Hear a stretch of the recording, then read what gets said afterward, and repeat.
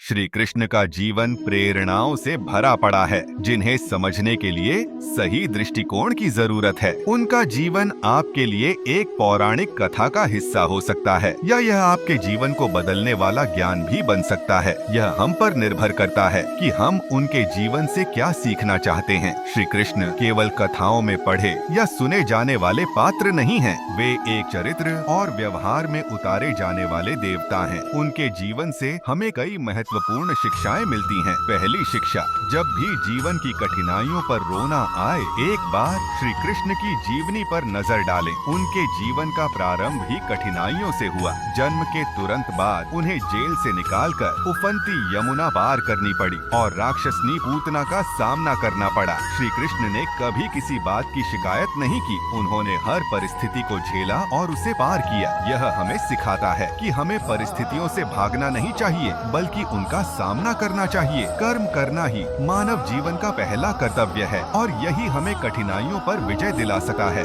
दूसरी शिक्षा, श्री कृष्ण ने अपनी शिक्षा उज्जैन में सांदीपनी ऋषि के आश्रम में प्राप्त की और 64 कलाओं का ज्ञान हासिल किया। वे केवल वैदिक ज्ञान ही नहीं, बल्कि संगीत, नृत्य, युद्ध आदि कई कलाओं में भी निपुण थे। शिक्षा ऐसी होनी चाहिए जो हमारे व्यक्तित्व का रचनात्मक विकास करे। विद्यार्थियों को केवल किताबी ज्ञान तक सीमित नहीं रहना चाहिए, उन्हें विभिन्न कौशलों में भी पारंगत होना चाहिए। माता पिता को भी अपने बच्चों की शिक्षा में उनकी रचनात्मकता को बढ़ावा देना चाहिए और उन्हें एक बहुप्रकारी व्यक्तित्व बनाने के लिए प्रेरित करना चाहिए।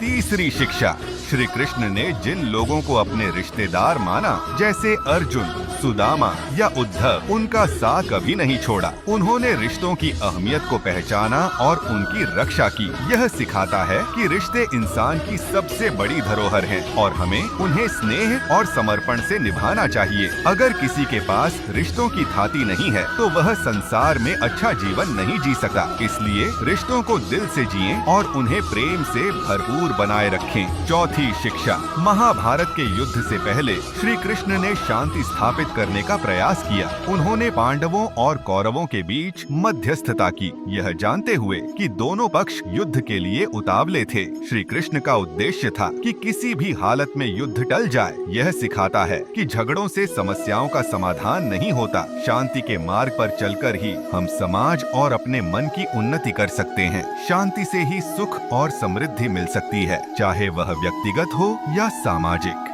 पांचवी शिक्षा, महाभारत की जुए की घटना के बाद पांडवों को वनवास हो गया। इस दौरान श्री कृष्ण ने अर्जुन को समझाया कि यह समय जाया करने का नहीं है, बल्कि भविष्य के लिए तैयारी करने का है। उन्होंने पांडवों को महादेव शिव, देवराज इंद्र और देवी दुर्गा की तपस्या करने की सलाह दी, क्योंकि उन्होंने देखा कि दुर्योधन पांडवों को कभी भी उनका राज्य नहीं लौटाएगा। शक्ति और सामर्थ्य की आवश्यकता होगी। श्री कृष्ण ने हर स्थिति पर दूरगामी सोच रखी और कभी भी तात्कालिक आवेश में निर्णय नहीं लिया। यह दृष्टिकोण राष्ट्र और समाज के निर्माण में सहायक होता है। छठी शिक्षा, श्री कृष्ण ने कई बार अपमान और अशांति का सामना किया, लेकिन उन्होंने कभी क्रोध या विचलन नहीं दिखाया। शिशुपाल ने राजसूय यज्ञ में उन्हें अपशब्द कहे और दुर्योधन ने भी अपमानित किया, लेकिन श्री कृष्ण शांत रहे और मुस्कुराते रहे। उन्होंने शांति बनाए रखी और सही फैसले लिए। यह सिखाता है कि विपरीत परिस्थितियों में भी स्थिर और शांत मन से ही सही निर्णय लिया जा सकता है। आवेश में लिए गए फैसले अक्सर गलत होते हैं। तो दोस्तों,